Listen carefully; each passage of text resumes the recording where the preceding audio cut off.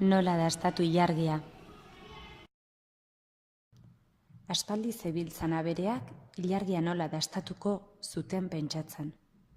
Gez haute zen, edo gazia, zatitxo bat dastatu nahi zuten. Gauetan, zerura begira egoten ziren. Tente jarrita lepoa luzatzen zuten, baita zanko besoak ere, harrapatu nahirik. Alferrik zen guztia, abere handienak ere ezin zuen ukitu. Halako batean, tortoka txikia mendigorenera igo zen, handik ilargira iritsi ahal izateko.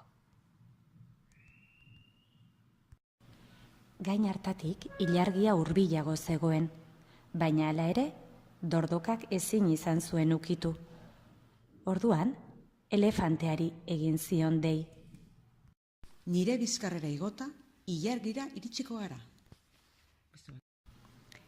Ilargiak pentsatu zuen, jolasean ari zirela, eta elefantea hurbiltzen ari zela, atzeratu egin zen apur bat. Elefanteak ezin izan zuenez ilargia ukitu, jirafari egin zion dei. Nire bizkarrera igota, ilargira iritsiko gara. Baina jirafa ikusitakoan, ilargia goratu egin zen apurtxo bat. Eta jirafak lepoa luzatu eta luzatu aritua zen ere, ezin izan zuen ilargia ukitu. Eta zebrari egin zion dei. Nire bizkar gainera igota, ilargitik hurbilago egongo gara. Ilargiari gustatu egin zitzaion jolasura, eta berriro goratu zen urrunxeago. Zebrak eginalak egin zituen, baina ezin izan zuen ilargia ukitu, eta lehoiari egin zion dei. Nire bizkar gainera igota, agian iritziko ginateke ilargira. Eta ilargiak lehoia ikusi zuenean, urrundu egin zen ostera apurtxo bat. Oraingoan ere ezin izan zuten ilargia ukitu, eta zeriari egin zioten dei. Nire bizkar gainera igota, lortuko dugu, bai horixe.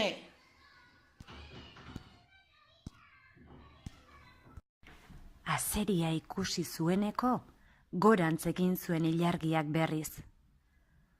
Hutsa zen ilargiraino iristeko falta zutena, baina ilargiak gorantz egin zuen ostera. Eta azeriak tximinoari egin zion dei. Oraingo honetan bai lortuko dugula.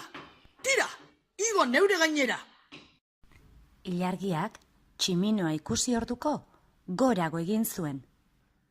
Tximinoak aditzen zion usaia, baina ukitu baizera.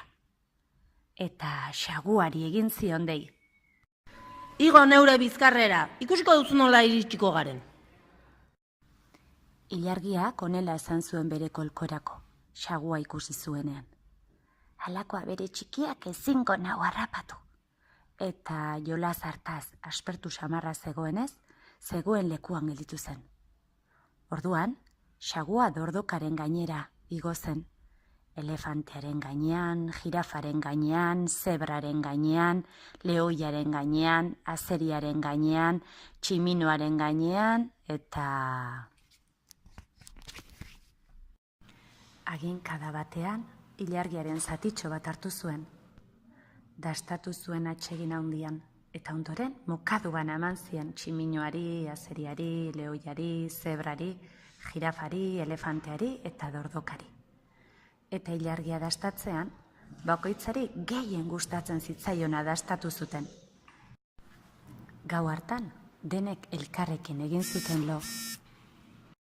Arrainak, dena ikusiarren, ezer ulertu ez zuelako, galdetu egin zien. Zuek ere bazaretela, hainbeste neke ilargira iristeko? Zer goietan? Ez duzu ikusten hemen bertan, uretan, beste bat dagoela eskura? Ala bazan, ala ez bazan, sar dadila kalabazan eta atera dadila Elgoibarko plazan.